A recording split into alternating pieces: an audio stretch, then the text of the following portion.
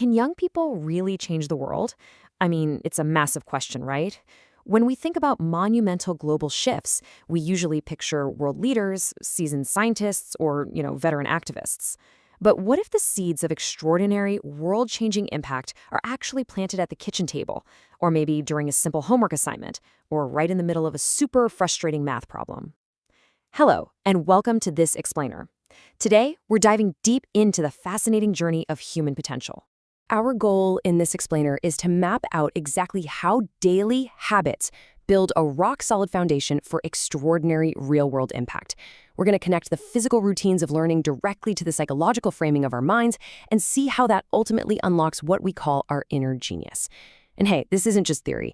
We've got some incredibly inspiring real-world examples that absolutely prove age is literally just a number when it comes to making a difference. Okay, let's dive right into this. Here is our agenda for today. 1. Building strong learning foundations. 2. Chasing knowledge, not grades. 3. The power of yet. 4. Strategies for growth. And finally, 5. Youth changing the world. All right, kicking things off with Section 1. Building strong learning foundations. Let's ground this with a couple of cautionary tales from our source material. First up, consider Shivam. He faked stomach aches just to avoid his homework. Well, when he finally got caught, he had to pull an exhausted all-nighter, learning the hard way that procrastination, it just makes the burden so much heavier. Then there's Gaurav and Ruhi. They were playing unsupervised and actually ended up tearing up all their completed homework to make paper balls. Yikes, right? It just goes to show that without a structured environment, learning can quickly derail into stress or literal destruction. So, how do we actually fix this? Well, here is a practical, step-by-step approach to make homework a productive and honestly, even a fun experience. Step 1. Designate a workspace. It could be a lap desk, a kitchen table, whatever works, but stock it with bright markers and fun resources. Step 2. Work together. Don't just hover over them. Sit next to them, do your own work, maybe answer some emails. It models focused behavior. Step 3 is super fascinating. Take it outside. Research actually shows that productivity can jump by 45% after spending just 30 minutes outside. And Step 4, add music. A soothing piano or a lively rhythm can massively improve mood and efficiency, just as long as the lyrics aren't too distracting. Now, what's really interesting about this is how we take that physical environment and apply it to building actual brain muscle. To improve short and long-term memory, you shouldn't just sit there and stare at a textbook. You've got to actively engage. Encourage questions to build critical thinking. Try creating rhymes and songs because human brains are literally wired to remember music and patterns. Use visual aids like flashcards. Create mind maps to build connections between ideas. And always break information into smaller, bite-sized chunks so the brain doesn't get overwhelmed. These techniques, they build an absolute fortress of retention.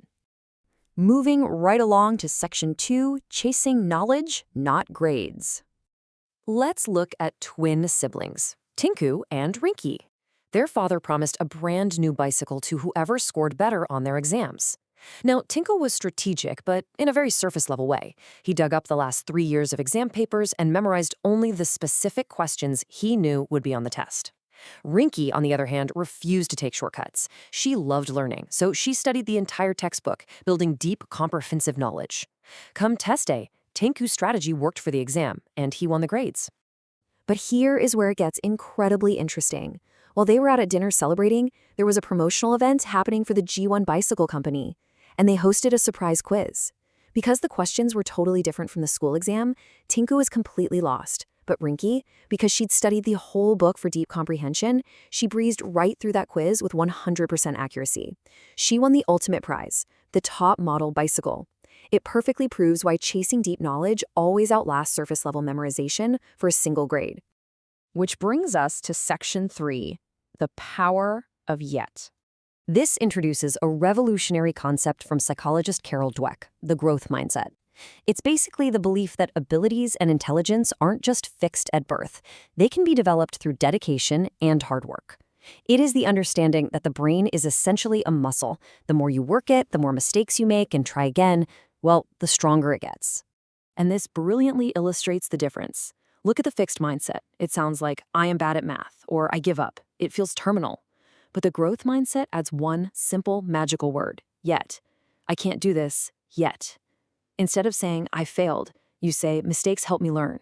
adding yet totally transforms a failure from a dead end into a detour on the road to mastery. All right, on to section 4, strategies for growth. Let's talk about some incredibly creative ways to put this into practice every day. First, celebrate a mistake of the week.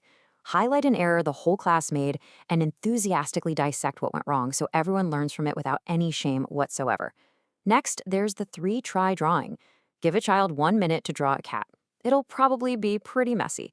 Then have them try again from scratch for another minute, and then a third time. They'll actually visually see their own rapid improvement through that energetic repetition. You can also use project-based learning to connect their studies to real-world problems and start habit trackers to show them that daily small steps really do lead to massive long-term stamina.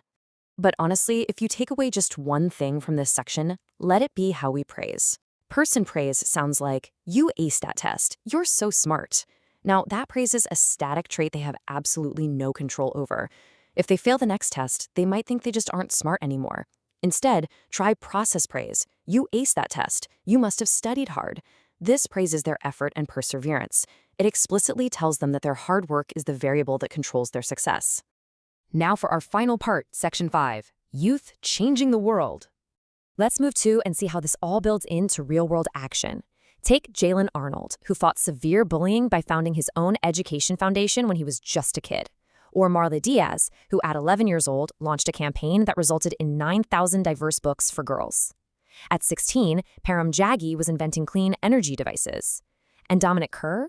At just 4 years old, he used his Make-A-Wish to supply toys for other sick children in his hospital. Young people are also stepping up to confront massive global issues head-on. Greta Thunberg started out by protesting limited action on climate change outside her school in Sweden and eventually found herself speaking at the UN. And regardless of where you stand on her policies, her words here, "We can't just continue living as if there was no tomorrow, because there is a tomorrow," really demonstrate the sheer scale of responsibility young people are willing to shoulder. Similarly, we see this immense courage in 5-year-old Sophie Cruz. I mean, at an age where most kids are literally just learning to tie their shoes, she handed a letter directly to the Pope advocating for undocumented immigrants. She spoke with profound clarity about the realities her family faced. And again, regardless of where you stand politically, seeing a 5-year-old step onto the world stage with such intense determination is a profound testament to youthful potential. And finally, perhaps the ultimate example of the growth mindset overcoming unimaginable physical and mental trauma, Bethany Hamilton. At age 13, she lost her left arm and 60% of her blood in a horrific shark attack while surfing. But instead of saying, "I give up," she adapted. She was back in the water just 2 weeks later, adjusting her technique to her changed body, and actually went on to win a national surfing title just over a year later, eventually going pro. I mean, wow, that is the power of Yet in action. Which brings us to our conclusion. From setting up a simple homework desk to learning that mistakes are just stepping stones, to children literally shifting global conversations and overcoming shark attacks, it all starts with the habits we build today. We all have inner genius. The tools are right in front of you. So what does this all mean for you? How will you unlock yours today? Thank you so much for joining me in this explainer, and keep learning.